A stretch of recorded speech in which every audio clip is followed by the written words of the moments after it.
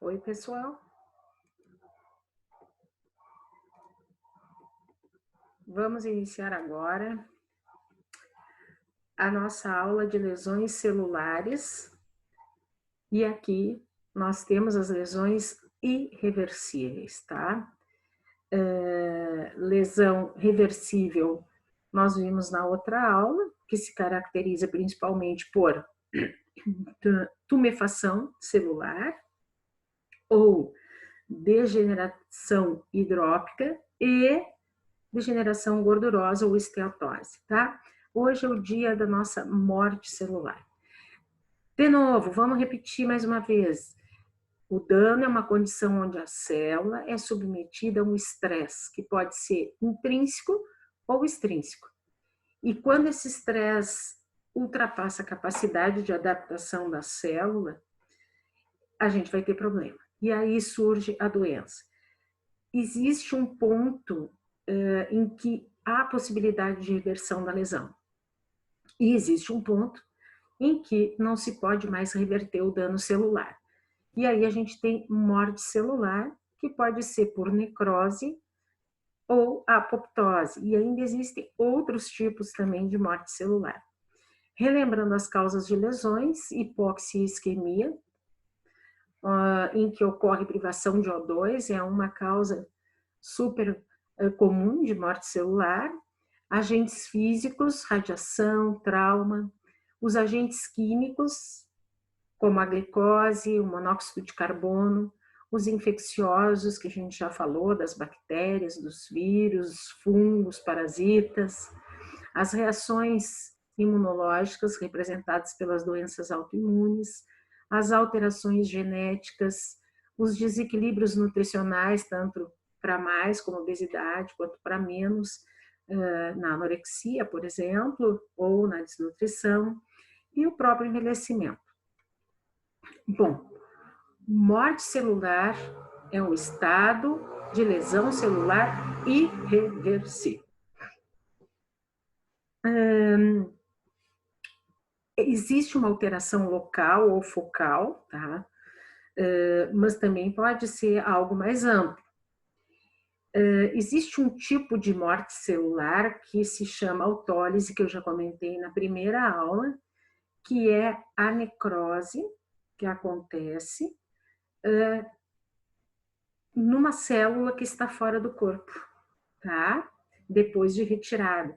Isso acontece muito quando se retira material em cirurgia e vai enviar para exame, né? Isso é autólise. É o mesmo que necrose, só que necrose está ainda no organismo. Existem alterações que vão acontecendo depois que ocorre a morte celular. Quando a gente tem necrose, por exemplo, a gente tem a gangrena, tá? Que tem a gangrena seca e úmida, que a gente vai ver. Calcificação patológica. E vocês não vão esquecer que a calcificação, ela pode ser distrófica em tecidos que estão morrendo, que é o caso de tecidos que sofreram morte celular, e tem a calcificação metastática, que se associa a distúrbios do cálcio. Ponto, tá? Então, a gente tem a morte somática no fim da vida e depois a molecular, que acontece de 3 a 4 horas após a somática. Necrose. Bom,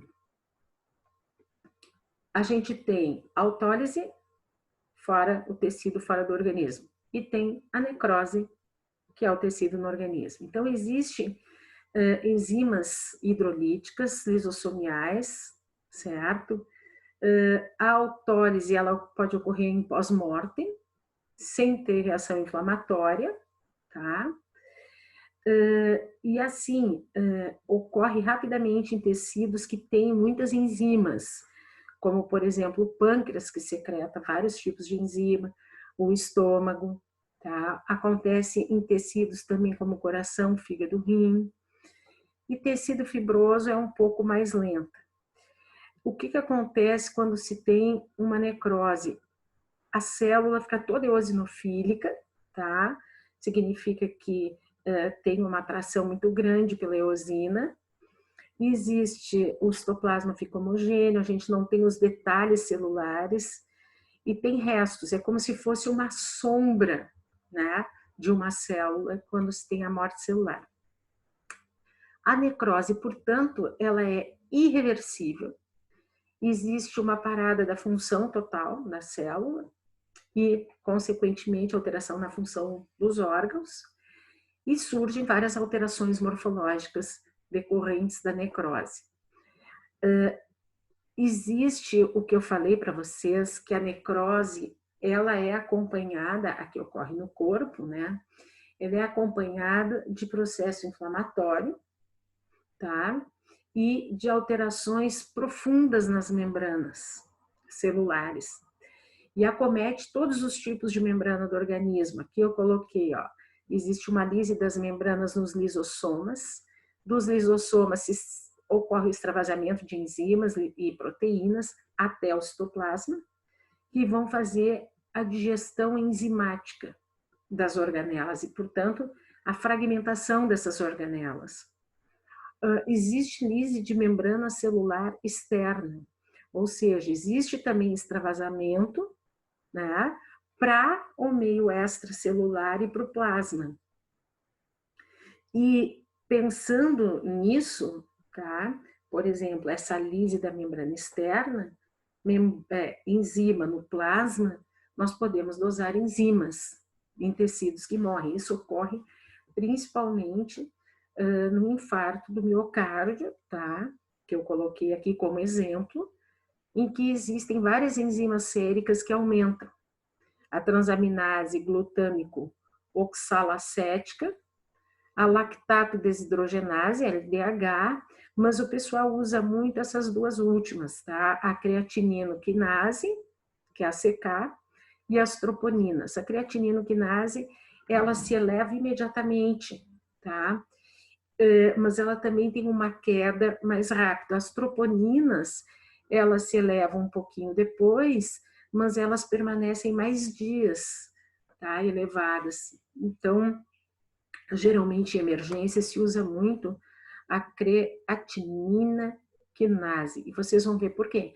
Porque existe isquemia, necrose e, portanto, um extravasamento de enzimas pela membrana extracelular para o plasma, tá? E aí a gente tem um aumento das enzimas no plasma. Isso nos dá fecha o diagnóstico de infarto. Mas se vocês pegarem já um paciente no dia seguinte, por exemplo, ou que levou mais horas, se usa troponina para dosar, tá? Quais as alterações morfológicas? Então, se viu o seguinte, ele tem eosinofilia, porque as proteínas ficam desnaturadas, o citoplasma fica vacuolado, pode aparecer as calcificações distróficas, porque existe uma atração desse material necrótico por sais de cálcio, e as alterações nucleares que são características são essas três aqui, a picnose, a cariorrexe e a cariólise. A picnose, o núcleo fica pequeno, tá? Pequenininho, ele sofre uma retração e fica bem corado. Aqui define a perda de transcrição do DNA. A cariorrexis, o núcleo fica todo fragmentadinho. E a cariólise, o núcleo fica dissolvido e pálido, quase não se enxerga, tá? Isso são alterações morfológicas. Aqui ficou um pouco sem foco, a cariorrexe, ele está fragmentado, a cariólise, ele fica como um fantasminha, né, uma sombra, e a picnose, o núcleo fica mais retraído, tá? Mas essas são características da morte celular por necrose, tá? O que acontece depois que se desenvolve a necrose? Então, existe a fagocitose daqueles restos, porque tem um processo inflamatório que acompanha a necrose, agudo e crônico, tá? Então, existe fagocitose dos restos particulados por leucócitos e, consequentemente, vai haver um reparo uma tentativa de reparo tecidual, geralmente cicatricial ou com tecido de granulação, regeneração um pouco menos, que mais para frente a gente vai ver que não são todos os tecidos que conseguem fazer regeneração. E acontece também a calcificação. Então, assim, o indivíduo infartou, ele vai ter todo aquele mecanismo de necrose, né? Vai haver lise das membranas lisossomiais, vai ter lise das extracelulares, vão se elevar enzimas. A gente tem a morte tecidual, desnaturação de proteínas, por exemplo, tá? Essas alterações nucleares. E quando vai acontecer o reparo, que é a tentativa de voltar ao que era, além da fagocitose, então existe uma cicatriz. E o paciente que infarta, ele faz uma cicatriz, tá? Que a gente chama de cicatriz do infarto, fica uma área de fibrose. Inclusive, a área de fibrose, se a gente detecta depois, por exemplo, e não sabe que o indivíduo infartou, mas detecta, a gente não tem como dizer quando foi que ele infartou, tá? Porque daí já está nessa área cicatricial. Então, a morte tecidual por necrose, ela acontece por degradação hidrolítica em organismo vivo. Autólise é em organismo morto, pós-mortem, ou tecido que foi tirado do corpo. Muito bem, existem alguns tipos de necrose ou padrões de necrose. Tem inclusive a necrose gomosa, que eu não coloquei aqui, que é a necrose que acompanha a sífilis. Mas as principais são essas 5, tá? A necrose de coagulação, que é a mais frequente em todos os órgãos que temos, e ela também é chamada de isquêmica. A liquefativa, a caseosa, a gordurosa, a fibrinoide. E a gente vai ver uma por uma. Tá? Então, necrose, existe degradação de organelas por hidrólise, ação enzimática, tá? Ruptura de membranas, são alterações profundas na membrana, processo inflamatório que acompanha, depósito, alterações nucleares, depósitos de cálcio também, tá? Isso aqui é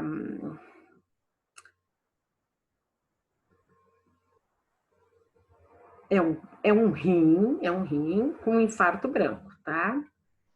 Bom, então a anticoagulação, que é a mais comum, ela é isquêmica normalmente, na maioria delas, ou seja, né, isquemia e hipóxia, a gente tem redução de nutrientes e tem uma diminuição do oxigênio. Mas também pode ser de origem química, tá? Assim como bacteriana. Existem órgãos que têm bastante, não que todo mundo tenha, mas assim, se vê mais em coração, rim, baço, tá? Claro que no baço também não se vê tanto.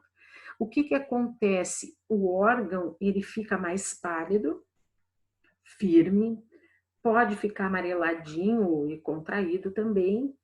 E na microscopia, foi aquilo que eu falei, aparecem sombras da célula, da arquitetura do tecido, tá? Por um tempo ele vai mantendo a aparência normal do tecido, aí vai vindo sombras até que o tecido é todo dissolvido e a gente vai ter muita fibrina, muita inflamação na necrose. As células, elas ficam, como vocês veem, elas aumentam de tamanho, tá? E elas ficam eosinofílicas, existe aquela atração, né, pela eosina. E a gente pode ter picnose, cariorrex e cariólise. Inflamação, restos celulares, é o que vocês estão vendo aqui. Se vocês me perguntarem que tecido é esse aqui, eu não sei, porque a gente não consegue mais ver que estrutura é. Claro que a gente, quando recebe um exame na patologia, vem para nós pele com úlcera de decúbito, e a gente vai olhar, não existe mais epiderme, nem derme, nem hipoderma, existe uma necrose total. E aqui, ó, simplesmente a gente tem fibrina, e muitas células inflamatórias, debris celulares aqui também, fica tudo uma sombra, tá? Mas a necrose de coagulação é a que mais vemos no organismo, ela, numa boa parte das vezes, é isquêmica e ela mantém por algum tempo essa sombra das células, tá? Outro tipo de necrose que a gente costuma falar muito é a necrose de liquefação ou colicoativa. Existe o quê? Na verdade, existe uma necrose isquêmica, tá? E uma ação enzimática. E aí, o que acontece? Acontece isso que vocês estão vendo aqui no meio. Se forma um abscesso, digamos assim, tá? Na verdade, um abscesso é uma necrose de liquefação, ponto, tá? E no cérebro é a localização onde se tem com maior frequência necrose de liquefação, porque tem hidrólise enzimática e formação desse tecido amolecido, completamente inflamatório, que vocês estão vendo aqui embaixo, muito neutrófilo, alguns piócitos que são redondinhos, tá? Formando pus, tá? Material mole. Abscesso, vocês sabem que é uma coleção de pus bem delimitada. Então, assim, fica mole com o centro líquido, que vocês estão vendo, a parede fibrosada, tipo um pseudocisto, porque não tem célula. E existem ali macrófagos, tecido de granulação, fibroblastos, célula inflamatória, de tudo. Fica bem amolecido. Mas, assim, o órgão top é o cérebro. Em algumas situações em que se tem um abscesso, a necrose vai ser liquefativa, tá? Bom, muito bem. Então, a necrose liquefativa, existe um processo infeccioso. E a gente tem muitas células inflamatórias, muita enzima proteolítica e uma destruição maciça do tecido. E isso aparece em isquemia e infarto do sistema nervoso, quer dizer, ele faz o infarto isquêmico e em cima ele faz esse processo inflamatório bem severo. Necrose caseosa, essa aqui eu também acho muito importante para nós, viu? A necrose caseosa é uma necrose que aparece em situações muito especiais. Por exemplo, tuberculose, doença fúngica, tá? E algumas bactérias mais severas também. A gente tem uma coagulação, uma liquefação, tá? Mas a macroscopia, ela é um pouco diferente. Ela tem uma área branca, amolecida, que eles dizem nos livros que lembra um queijo suíço, tá? Mas a principal característica dessa inflamação granulomatosa, como caseosa, tá? É que ela faz um processo inflamatório, que vocês estão vendo aqui. A gente tem linfócitos, a gente tem macrófagos epitelioides, que são macrófagos ativados, célula gigante multinucleada e esse centro necrótico. Então, ele é um granuloma imunológico, o granuloma da tuberculose, e a gente chama de necrose caseosa. Aqui é uma extensa área de necrose, não precisa ter célula gigante multinucleada, tá? Vocês têm o granuloma, né, com cásio, aqui, o cásio, célula gigante multinucleada, alguns macrófagos ativados e células inflamatórias. Aqui está mais, sim, é uma lâmina mais bonita. Então, claro que o pulmão é o principal órgão que tem essa tuberculose, né? O granuloma, esse tipo de granuloma com uma necrose caseosa, aparece também em doença fúngica. E o pulmão também é um dos órgãos que é acometido. Mas a gente pode encontrar em vários órgãos. Por exemplo, pode ter tuberculose intestinal. Pode ter, inclusive, tuberculose anal. Vocês sabiam? Tá? Cenas dos próximos capítulos. Esse é um pulmão que vocês estão vendo. Aqui é um brônquio. Todas essas, só para vocês terem uma ideia aqui, ó, Todas essas cavidadezinhas pequenininhas são de enfisema pulmonar, que são cavidades sem conteúdo, e essa lesão branquinha, amolecida, ela é um queijo suíço, tá? Quando a gente vê essa lesão no pulmão, que tem necrose também, dá para perceber que aqui ó, tem necrose, hemorragia. Para nós, a gente olha e diz assim, isso aí é tuberculose ou fungo, tem mais jeito até de tuberculose. E existe ainda uma outra condição, por exemplo, o indivíduo pode ter tido uma tuberculose, tratou, não tratou direito, não curou, e se forma uma cavidade com fungo, tá? Também vai fazer uma necrose caseosa com uma inflamação granulomatosa. E esse granuloma a gente chama de imunogênico, que no futuro será bem explorado por nós, tá? Aqui é uma foto grande para a gente ver a nossa necrose caseosa no centro de um granuloma. Então, nós temos aqui, são macrófagos epitelioides, tá? É porque assim, o macrófago ele fica ativado e ele faz uma célula que lembra a célula epitelial, por isso que a gente chama de epitelioide.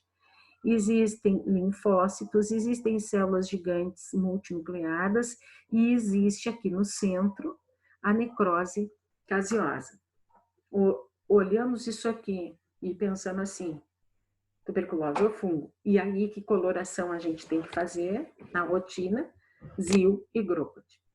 Existe uma condição em que o indivíduo pode ter tuberculose, pode ter fungo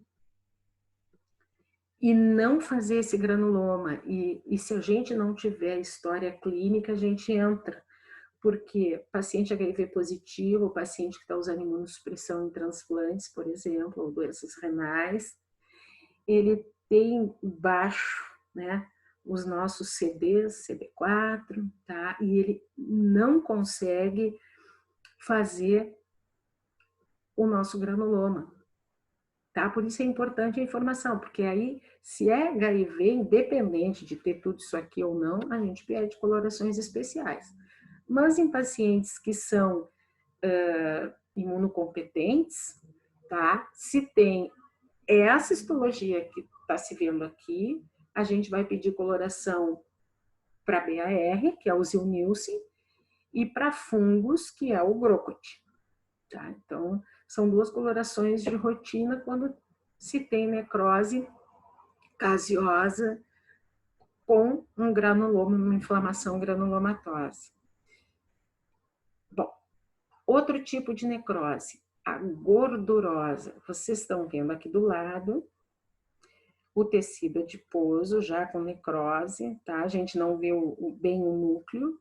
E aqui já existe uma destruição total, assim, desse tecido e processo inflamatório associado. Existem condições específicas para se ter necrose gordurosa. Mama é uma. Pâncreas e mesentério. O que acontece? Como é que eu vou dizer para vocês? Assim, a forma que mais se apresenta é quando o pâncreas, por uma pancreatite, por exemplo, ele libera enzimas pancreáticas, tá?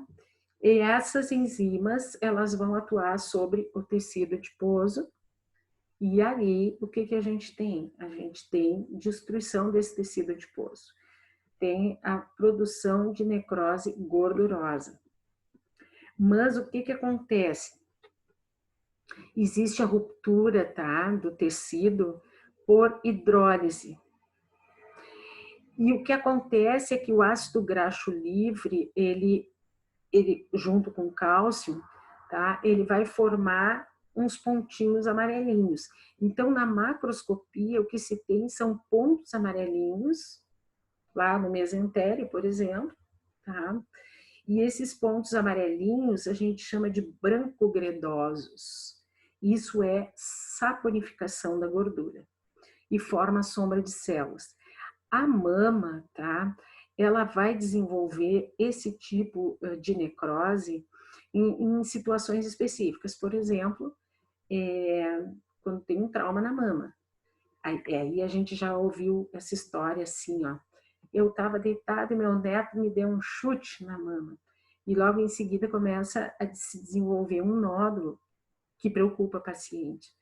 E quando vai ver esse nódulo, é uma necrose gordurosa. Tá? Acontece ruptura por hidrólise, certo?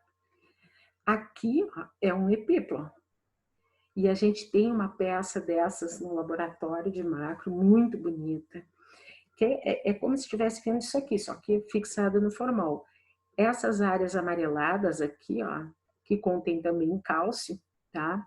São as áreas branco-gredosas que se desenvolvem por ação de enzimas hidrolíticas, tá? E quando a gente corta na microscopia, a gente viu aqui, ó, vamos voltar, a gente viu esse tecido adiposo já sem núcleos, uma sombra, ainda mantém um pouco a estrutura, e depois já um tecido assim que vai sendo comprometido com processo inflamatório. Então, o que acontece? O tipo mais frequente que é a agressão do pâncreas, ativação enzimática, degradação das células, morte celular, calcificação e saponificação da gordura. O próprio pâncreas pode fazer uma necrose, certo? Por pancreatite e também por ação das suas próprias enzimas. As enzimas acabam destruindo uma área extensa de parênquima pancreático, tá? Que está associada a pancreatites, certo? Aí a gente vai entrar na patologia especial, tá? Mas por pancreatite aguda, tá? Que pode acontecer de haver liberação de enzima e o próprio pâncreas ter essa necrose adiposa. A gente chama de esteatonecrose. Quando vai dar o diagnóstico para vocês retiram um pedaço do pâncreas, ele vem completamente podre, certo? Necrótico, com hemorragia, enfim, e aí a gente chama de esteatonecrose, com inflamação aguda, hemorragia, blá, blá, blá, blá, tá? Essa é a necrose adiposa. Um outro tipo de necrose que vamos falar é a necrose fibrinoide. O que significa isso? É um depósito de material tipo fibrina, é um material rosado, que significa deposição de antígeno-anticorpo na parede dos vasos. E isso acompanha doenças imunológicas. Tá? É o hialino que a gente falou, depósito de substância hialina ó, na parede do vaso. Vocês estão vendo aqui? É uma necrose fibrinoide do vaso, necrose fibrinoide, células inflamatórias, e é um depósito de material hialino. Tá? Então, aqui, alguns neutrófilos e, basicamente, acompanhando aquelas doenças tipo lúpus, por exemplo. Essa foto é muito bonita, que a gente tem a luz do vaso, aqui a gente tem o material hialino depositado, né, tipo uma fibrina, por reação antígeno-anticorpo. E, olha só, a gente tem células inflamatórias em torno dele. Essa condição acompanha bastante, né, as doenças autoimunes. E, às vezes, eu vou dizer para vocês, às vezes, o paciente que tem nódulos reumatoides, eles podem ter essa necrose fibrinoide também nos seus nódulos, tá? Aí, a gente tem um outro tipo, que na verdade a gente chama de gangrena, mas ela não é uma necrose, ela é uma, como vou dizer, uma consequência da necrose. O que acontece? A gangrena é quando a gente tem a necrose, principalmente de coagulação, e em cima da necrose se desenvolve uma infecção bacteriana, tá? Aparece também intestino, porque quando o intestino necrosa, tem as bactérias intestinais, e aí a gente tem também essa gangrena do intestino. certo? E existe a inflamação necrotizante primária, que acontece no apêndice secal, que sofre um processo inflamatório. Então, a gente tem a necrose com gangrena seca, úmida e gasosa. E as calcificações podem acompanhar distrófica e metastática. Então, a gangrena, geralmente é um termo que se usa muito em laudos para membros, tá? Porque aqueles pacientes que têm diabetes, tá? Pacientes, eles geralmente também têm aterosclerose, fumantes, com pressão alta. O que pode acontecer? Uma isquemia, como a gente já falou, ocorre um processo de aterosclerose. O que é aterosclerose? A gente sabe que é o endurecimento do vaso, que vai acontecer como consequência de depósitos de éster de colesterol e um processo inflamatório associado, tá? Pode acontecer a formação de um trombo e não passa o sangue. Muitas vezes isso é um processo sistêmico, como eu já devo ter falado para vocês. Então, a isquemia às vezes compromete um dedinho só. Se tirar o dedinho e o paciente tratar a condição que está desencadeando, quer dizer, é como a gente falou, tentar reverter um processo. Ele pode nunca mais ter necrose, mas se permanecer sem o regramento, né, sem tratar o que tem que tratar, ele acaba desenvolvendo mais aterosclerose, tromboses e vai fazendo essas gangrenas. A gangrena também pode ocorrer por vasculites, né, mas vasculites são condições mais raras, tá? A seca, que vocês veem aqui, a pele fica encolhida. Isso aqui a gente chama de enegrecida ou mumificada, porque lembra múmias do Egito. Isso aqui é morte celular, não tem como recuperar, nem se quisesse fazer revascularização, não tem como recuperar. Tem que ou transmetatarsiana, ou dependendo dos exames que se faz de ecografia dos vasos, talvez tenha que tirar até um membro, a extremidade inferior da perna, tá? Essa condição aqui a gente recebe com bastante frequência. Inclusive tem o dia que a vascular opera, mas deixa eu voltar aqui ainda, depois vai para a única. Então essa seca aqui, o pessoal muitas vezes tenta lá para cima fazer um bypass para tentar irrigar as áreas que sobraram. Não essa aqui, porque essa aqui não irriga mais. Morreu, tá morto. E sabe que eu já vi várias vezes os pacientes, eles continuam fumando, continuam com aterosclerose por colesterol alto, triglicerídeos e diabetes, enfim. E o que se dá? Se dá o seguinte, pessoal.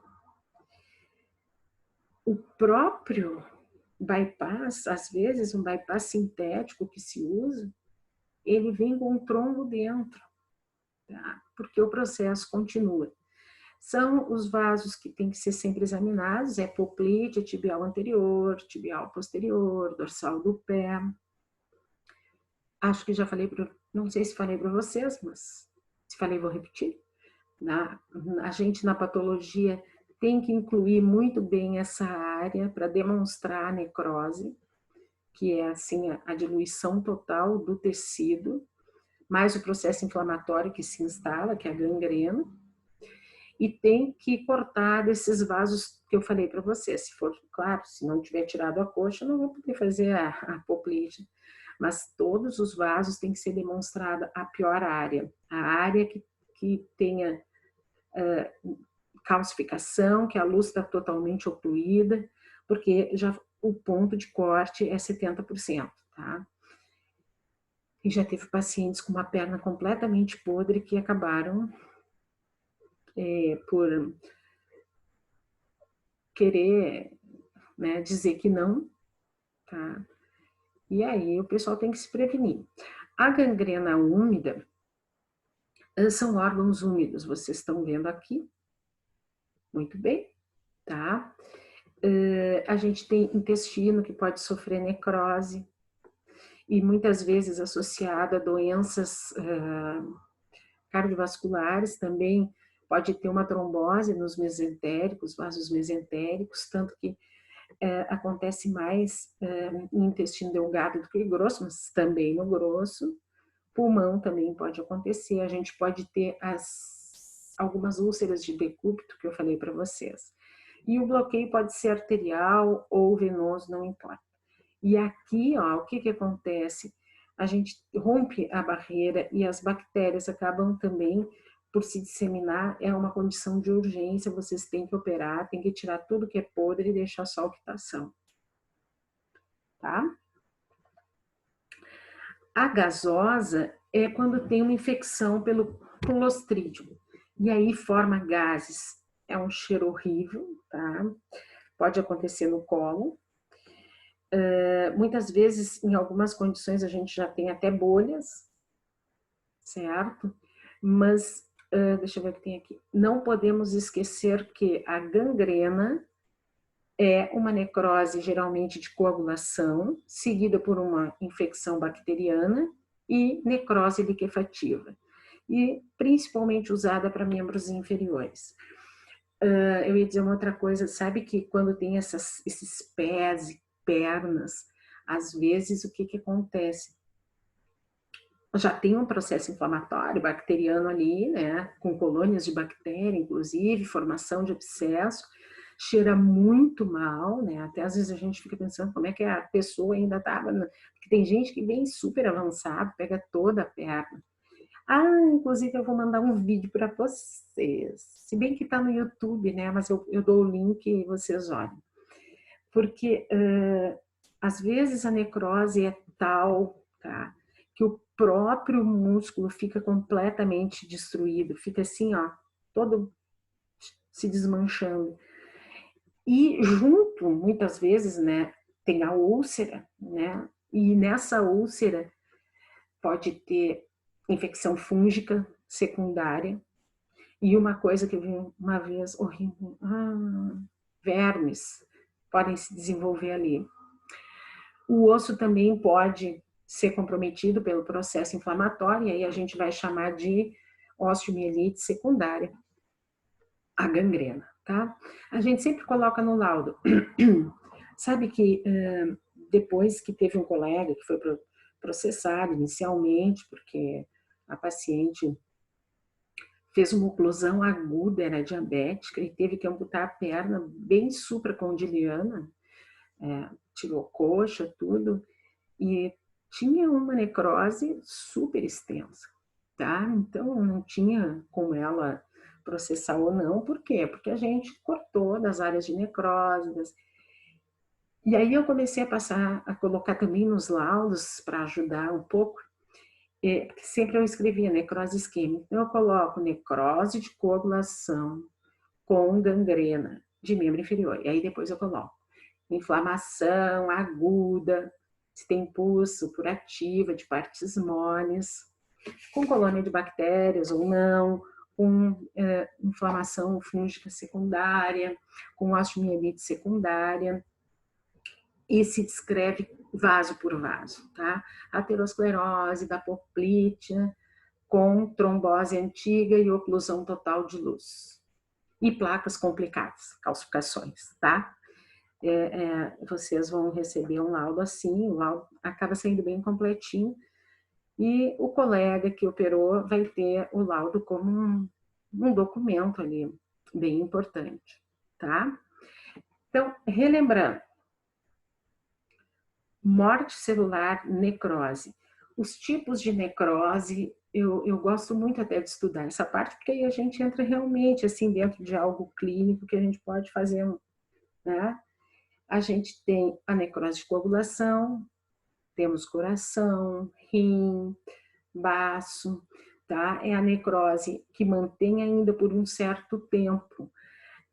a arquitetura do tecido já é um pouco esmaecida, até que a arquitetura se dissolve, certo? Completamente. Tem enzimas hidrolíticas e deu.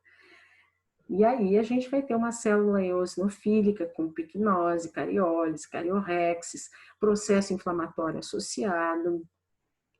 E existem esses tipos que a gente... Essa de coagulação é bem assim, ela é bem tranquila. A liquefação é o tipo de necrose que ocorre principalmente no cérebro. Tem uma isquemia e se forma um processo inflamatório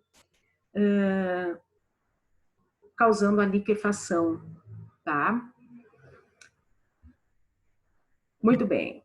Necrose caseosa é a necrose em que existe a formação de um granuloma, uma inflamação granulomatosa, e que está associada à tuberculose, doença fúngica ou alguma bactéria mais severa. E nessa situação sempre se procura bacilos, IL e fungo Growth, tá? Não tem jeito, tem que fazer. Aí temos a necrose gordurosa associada à hidrólise de um tecido por enzimas, mais frequente no mesentério e também no pâncreas, por produção de enzimas pancreáticas numa condição muito específica, que é a pancreatite aguda. E a necrose fibrinoide, que é a necrose que acompanha doenças autoimunes, em que se deposita fibrina, que é o material hialino, na parede dos vasos e existe um processo inflamatório. A gangrena significa uma necrose, principalmente de coagulação, mas a gente viu que no cérebro a gente tem também a liquefação, né? Então a gente tem uma necrose e a liquefação, que é a instalação de um processo bacteriano. A necrose com gangrena, ela pode ser seca, ela pode ser úmida e pode ser gasosa. Mas o tecido que morreu não reverte mais. A morte celular daí é irreversível, certo? E aí, vamos entrar na morte celular por apoptose. Uma coisa que a gente não pode esquecer é que a necrose, ela é sempre patológica. Não existe necrose fisiológica, tá? Em compensação, a apoptose, ela pode ser fisiológica ou patológica, tá bem? A necrose, ela é uma via de morte que a gente chama programada, seria um suicídio celular, digamos assim. Apo vem de separa e ptoses de queda. Então, do grego, apoptose era o quê? Quedas de folhas no outono. Que bonito. Então, na apoptose, existe a morte celular programada, tá? E ela pode ser fisiológica. Quando, por exemplo, no desenvolvimento embrionário, a involução do timo, a involução... me esqueci o nome do ducto. Do tireoglosso, ducto tireoglosso, tá? Essas fazem parte da embriogênese. Então, é uma morte fisiológica que tem que acontecer, a destruição daquela célula para o timo involuir e ficar pequenininho como ele é. Existe também involução fisiológica nos tecidos hormonio-dependentes, por exemplo, o endométrio. A menstruação, a descamação do endométrio ocorre por apoptose, tá? Assim como a involução da mama depois da lactação também ocorre por apoptose. Bom, existem epitélios que eles estão constantemente se renovando e um deles que tem sempre essa renovação é o intestino. Então, as criptas, elas estão fazendo esse processo de substituição e isso é fisiológico. No processo de reparo e inflamação, quando a gente tem inflamação, como é que as células inflamatórias que chegaram lá no tecido que foi agredido, tá? Como que elas são retiradas quando termina o processo inflamatório? Por apoptose. Então, a apoptose fisiológica, ela é necessária. Mas existe apoptose por algumas condições que são patológicas. E aí a gente tem a ação do quimioterápico, tá? Respostas imunes, agora o pessoal tem estudado bastante e se percebe que existe apoptose, tá? De células T em reações de rejeição. Existe depleção de células na infecção crônica também, como o CD4, o HIV, tem a correlação, tá? Na hepatite viral também, ela acontece, a morte celular é por apoptose. A atrofia patológica de alguns órgãos ocorre por apoptose, tá? Como o testículo, quando se faz castração, alguns ductos de glândulas também tem apoptose. Também está associada a lesões por radiação, por hipóxia, lesões térmicas, e as doenças neurodegenerativas, como Alzheimer e Parkinson, têm uma associação grande com a apoptose celular. A morte é por apoptose. Existem situações de apoptose em que acontece a doença porque a apoptose foi insuficiente. E existem condições em que a apoptose é tão excessiva, né, que leva à doença. As duas coisas, tá? Então, assim, o câncer acontece por apoptose insuficiente. Aí a gente tem linfoma, tem carcinoma de mama, próstata, ovário, em que o mecanismo de apoptose não acontece. Existe a doença autoimune, que a gente também está vendo, né, da apoptose lá dos linfócitos. Existe o herpes vírus também, em que a apoptose é insuficiente. E existe onde a apoptose é excessiva, tem muita apoptose. As doenças neurodegenerativas entram aqui, a aplasia, tá, que acontece, por exemplo, de medula.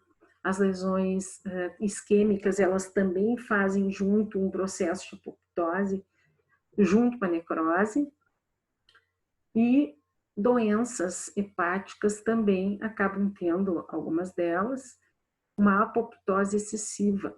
Então, são duas condições. Mas tem os mecanismos bioquímicos da apoptose, que é morte celular programada. Existe uma enzima que é super importante, que é caspase, né? Mas tem várias caspases, certo? Então, existe ativação das caspases. Essas caspases, elas clivam as proteínas da membrana, citoplasma e núcleo. Elas ativam DNAs que também vão degradar o DNA nuclear e ocorre uma alteração mitocondrial. A membrana plasmática, ela vai expressar substâncias, certo? Que se tornam alvo dos de fagocitose pelos macrófagos. Então, vai haver o quê? Uma proteólise do esqueleto. Tá bem? E também existe aqui uma certa picnose, o núcleo ele vai retrair, vai fragmentar. E existe também, aqui tem a formação de corpos apoptóticos, que a gente chama, né? A célula vai se fragmentar toda, tá? E a gente vai ter fagocitose. Nós vamos falar nessas duas enzimas aqui depois. Existem fases específicas da apoptose. Existem substâncias iniciadoras que são importantes, logicamente. Existe a via intrínseca, que é chamada de mitocondrial, a via extrínseca, que é o receptor de morte, a ativação das caspases, tá? E os ligantes das membranas são importantes, tá? Aqui eu botei primeiro a via extrínseca, a via intrínseca, ou granzima B, a fase de execução e a fase de fagocitose. Esses são os mecanismos. Então, a via extrínseca é a via citoplasmática. O que acontece? A ligação de ligandes específicos aos receptores de membrana. TNF aqui, tá? Fator de necrose tumoral. E essa ligação é capaz de ativar já as caspases. A gente tem esse ligante chamado fase, o seu receptor tem a membrana, tá? Essa é a fase citoplasmática. Tem a caspase iniciadora e a caspase efetora. E depois a gente tem toda a ativação de várias outras caspases. É uma via. O controle extrínseco ele é dado assim. Então, a primeira coisa é a interação entre o receptor e o ligante, que é controlado pelo FAS, tá? Depois, a gente tem o TNF, que é um dos receptores, a ativação de caspases iniciadoras, depois efetoras e depois endonucleases. E aí, o colapso do citoesqueleto.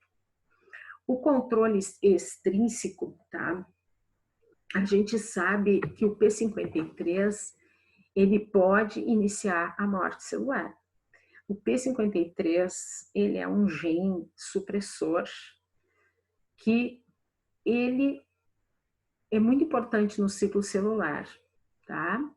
Ele é o guardião do genoma. E aí, lesões por radiação ou por toxina ou radicais livres, elas vão lesar diretamente o DNA. E nessa situação, o P53 pode sim ativar, né, a morte. Então, existe uma parada do ciclo em G1, quando existe esse tipo de lesão, por radicais livres, por exemplo, e existe aí a ativação dos genes de reparo do DNA, que são importantes. Se a pessoa já não tem esse gene, a coisa já avança. Ativação de genes que ativam a apoptose. E aí a gente tem genes que ativam a apoptose, que são esses aqui, BAX, BAC e BIM. E tem gene e ocorre a inativação desses genes aqui, BCL2 e BCLX, que são genes, né, anti-apoptóticos.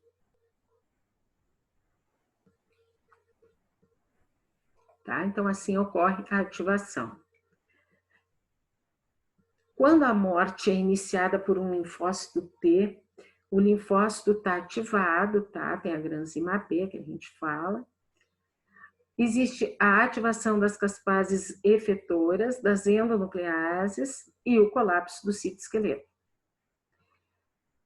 O controle intrínseco que acontece, né, na via mitocondrial, a gente perde o BCL2 e o BCLX, que são proteínas também, tá?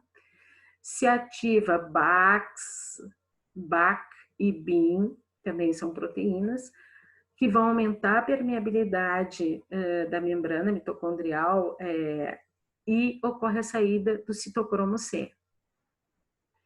Aí, o complexo que existe entre BCL2 e a PAF1, isso aqui é um fator ativador de apoptose, tá? Então, ocorre um defeito e ele se desliga do BCL2 e ele acaba sendo liberado. E aí, esse APAF1 ativa caspases. Tá bem? Porque vocês veem que o BCL2, ele tá aqui para formar um complexo e não deixar que as caspases sejam ativadas. Tá bem? No momento em que esses dois genes, BCL2 e BCLX, eles são inativados, tá? Se libera o fator, que é outra proteína também, o fator de ativação da apoptose e ativa a caspase. Então, aqui eu não dei espaço. O sinal negativo, quer dizer, o sinal que impede a apoptose é a expressão do BCL2 e BCLX. E a perda do BAX, BAC e BIM. Esses aqui são pró-apoptóticos, esses aqui são anti-apoptóticos. Então, não existe a saída do citocromo C, e a APAF1, ela não consegue ativar as caspases. E aí existe o impedimento da apoptose, vocês entenderam, né? Existe um complexo BCL2 APAF1. O BCL2 é anti-apoptótico. Então, ele vai impedir a apoptose. O BAC-BIN, eles são pró-apoptóticos. Bom, e como que são removidas as células mortas pela apoptose? As células apoptóticas, elas têm a fosfatidilcerina, tá? Tem corpúsculos apoptóticos que contêm trombospondina. Então, o que acontece? Uma fagocitose dessas células sem processo inflamatório. Não existe processo inflamatório como existe na necrose. Essa é outra característica diferente. Na apoptose, o que a gente vai ter? A condensação da cromatina, que a gente viu, a fragmentação do núcleo, com frequência pode ter degradação lá do DNA. Um núcleo também sofre retração, um tipo de picnose, e se formam corpos apoptóticos. É uma célula bem distinta que a gente vai ver na sequência. Aqui eu repeti, tá? As alterações nucleares, condensação e fragmentação, alterações citoplasmáticas de membrana, formando vesículas, separação de células, né, vizinhas, formação de corpos apoptóticos e fagocitose desses corpos apoptóticos. Na microscopia óptica, o que a gente vê? Esses corpos apoptóticos, eles podem ter ou não material nuclear, e eles são mais basofílicos, tá? Existem alguns nomes para variar dos corpos apoptóticos, dependendo do lugar onde eles aparecem. Por exemplo, o fígado na hepatite, corpos de Consilium. Corpos cariolíticos nas criptas intestinais, que a gente falou, né? Que existe a apoptose fisiológica. Os corpos tingíveis, que são macrófagos, que aparecem em centro germinativo de linfócito. Corpos de CIVAT, que aparece, por exemplo, no líquen plano. Mas todos são corpos apoptóticos, entende? Com nomes diferentes, tá? Existe também, pode ter pigmentos de fucsina, lipofucsina. Enfim, redução do número das células sem alterar toda a arquitetura, ao contrário da nossa necrose. Aqui é uma célula normal e aqui é uma célula com apoptose. Houve a fragmentação dessa célula, né? E a célula começa a fazer uma separação entre os seus constituintes. Isso é uma célula apoptótica. Então, assim, este é um fígado, aqui são os hepatócitos. E na hepatite ocorre, então, um processo de morte celular por apoptose, logo se formam corpos apoptóticos como este aqui, ó. Tá? Ele é bem assim, com esse núcleozinho assim condensadinho. Os corpos de CIVAT, né, que a gente pode ver no líquen, por exemplo, em todas as setas azuis, nós estamos vendo um corpo apoptótico, ó. Tá? Corpos de CIVAT. É só um nome, mas todos são corpos apoptóticos. Aqui tem corpos apoptóticos porque é um linfonodo, vocês veem que tem bastante linfócitos, e aqui um centro germinativo. E vocês podem ver aqui, ó, que tem a formação também desses corpos apoptóticos no centro germinativo do linfócito, do linfonodo, desculpa. Esse tá bonito porque o que acontece? A gente tem um macrófago englobando corpos apoptóticos. E aqui são mitoses, não é corpo apoptótico. Repetiu o slide aquele nosso, é apoptose insuficiente, apoptose excessiva. Então, doenças que estão associadas à diminuição da apoptose. O câncer é um. A gente já falou, o mamário, de próstata. Então, a apoptose diminui. Se diminui, a gente tem BCL2 associado a PAF1, né? As doenças autoimunes, falhas nas células T. E isso aparece no lúpus, na glomerulonefrite imunomediada e em algumas infecções virais, do tipo herpes vírus. Apoptose e AIDS. As células, elas são invadidas, as células normais, pelo vírus. E aí a célula normal, ela não produz as suas próprias proteínas para produzir a proteína do bichinho que penetrou lá. E aí ocorre a indução de apoptose, aqui ao contrário, tá? Nas células sadias. O que acontece? A proteína do vírus, virótica, que é a GP120, através do CD4, tá?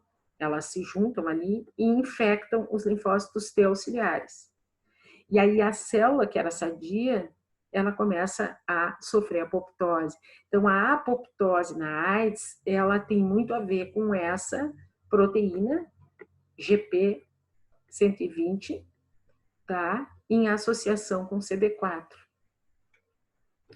Aqui eu botei umas fotos de corpos apoptóticos, que é para a gente ver bem e não esquecer deles. Eles são mais, se bem que dizem basofílico, né? Mas ele continua sendo meio rosadinho para mim.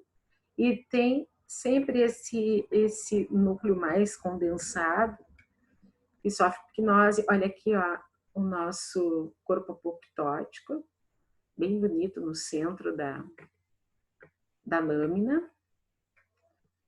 Outro corpo apoptótico, olha que lindo.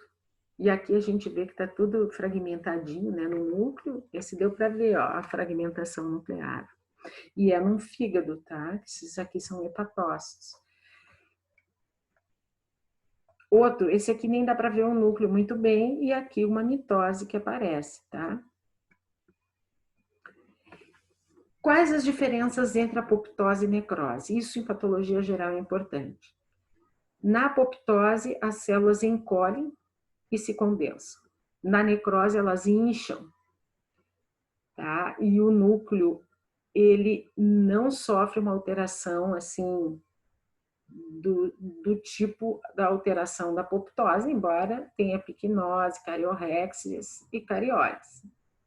Existe uma, que a gente falou que as células vizinhas se afastam, aqui existe uma danificação das organelas, tá?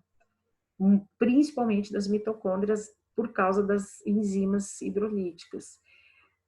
A autólise não acontece em apoptose. Na necrose, a gente pode ter o processo de autólise quando é fora do corpo associado. A apoptose não libera quimiotoxinas, tá? Na necrose existe a liberação de proteases e de substâncias tóxicas. Aqui a gente tem bolhas que a gente falou, né, na superfície, na apoptose. Existe reação inflamatória na necrose, não existe na apoptose. Na apoptose, o citoesqueleto colapsa, certo? A cromatina nuclear se condensa e fragmenta. Existem alterações também bioquímicas e formação de corpos apoptóticos. Na necrose, atividade e secreção de glóbulos brancos, eles podem danificar células vizinhas também, porque eles fazem fagocitose. A gente viu que a necrose também termina por fagocitose. Existem algumas diferenças entre as duas que vocês vão ler no livro, que eu acho importante sempre fazer, em relação à necrose e apoptose, mas tem algumas coisas que são bem importantes. Por exemplo, a apoptose pode ser fisiológica ou patológica, a necrose só patológica. Isso é ponto, tá? Na apoptose não há processo inflamatório e na necrose existe, tá? Aqui uma coisa importante, ó, que ela necessita de ATP, a apoptose, a necrose não. Porque quem vai atuar na via intrínseca é a mitocôndria, e a mitocôndria vai fornecer energia através do ATP, tá? Então, essas são alterações importantes que acontecem. E na apoptose, logo no início, não existe a ruptura da membrana, que já acontece de cara na necrose. Tá? São algumas diferenças entre uma e outra. Mas não vamos esquecer, então, que a apoptose tem uma via extrínseca, tá? Que depende muito de ligantes e receptores, e aí a gente também tem lá uma proteína chamada FAS, tá? Que faz essa responsável pela ligação e a atuação do TNF. Opa, pulou sozinho. Depois a gente tem a via intrínseca, que é a mitocondrial, tá? Que depende muito dos genes pró-apoptóticos e anti-apoptóticos, tá? E que depende de energia. Tem a via de execução e depois também tem a via em que existe a eliminação dos seus agentes. Não esquecendo que pode acontecer fisiológica e patológica. Existem, pessoal, outras formas de morte celular. Existem, tá? As duas principais que a gente sempre fala são essas.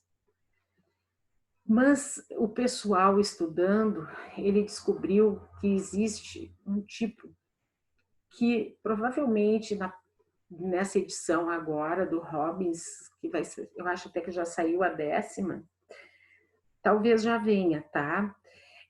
A necroapoptose a gente chama de híbrido, porque ela é nova e é descoberta e ela tem uma combinação de necrose e apoptose juntos. Então, a morfologia e a bioquímica é muito parecida com a necrose. Existe perda de ATP, tumefação celular, geração de radicais livres, liberação de enzimas lisossômicas e ruptura de membranas. Tá?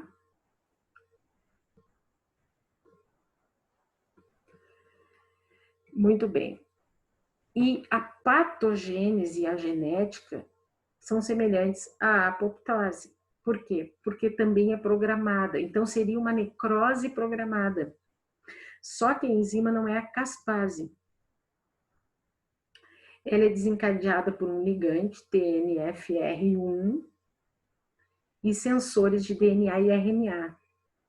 Então, ele envolve sinases associadas a receptores 1 e 2, que a gente chama RIP1 e RIP2, que eles derivam lá dos ribossomas, tá?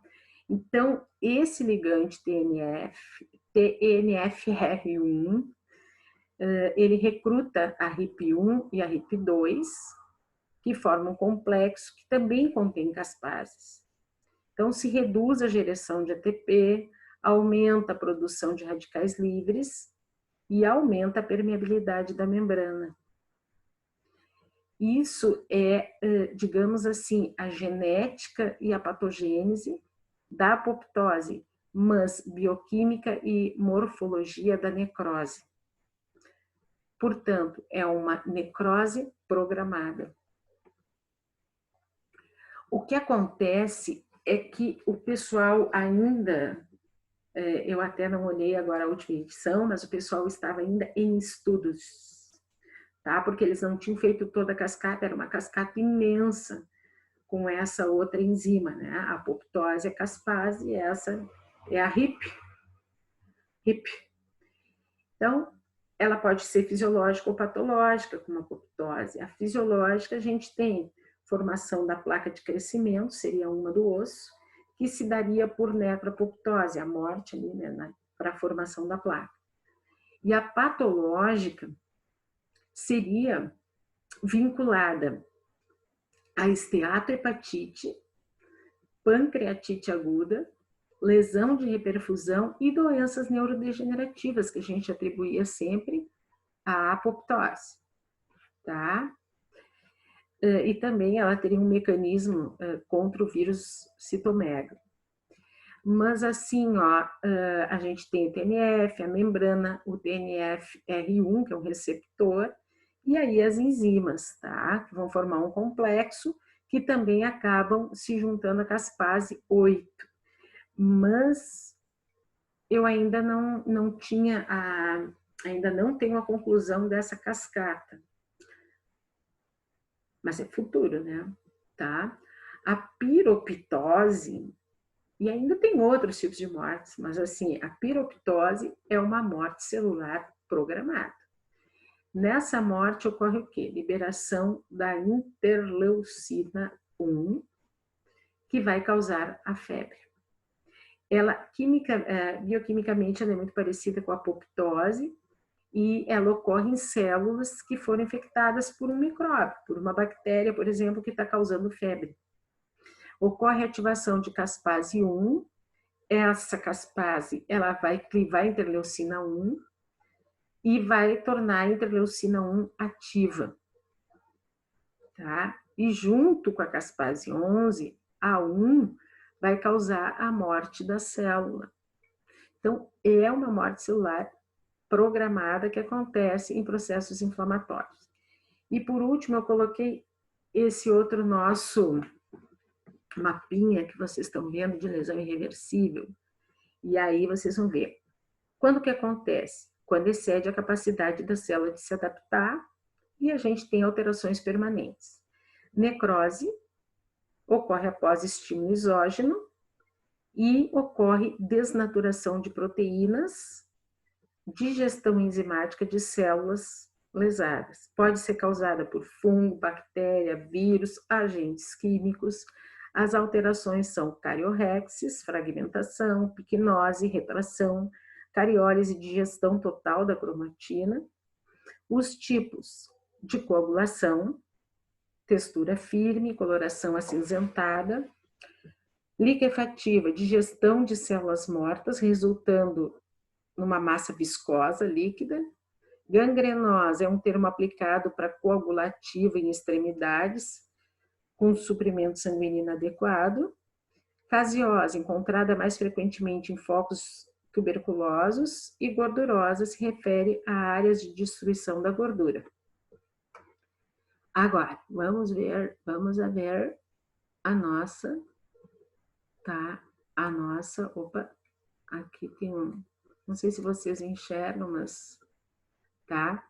A apoptose é uma via de morte induzida por um programa regulado de suicídio, tá? Fisiológica, funciona para eliminar células que não são mais necessárias.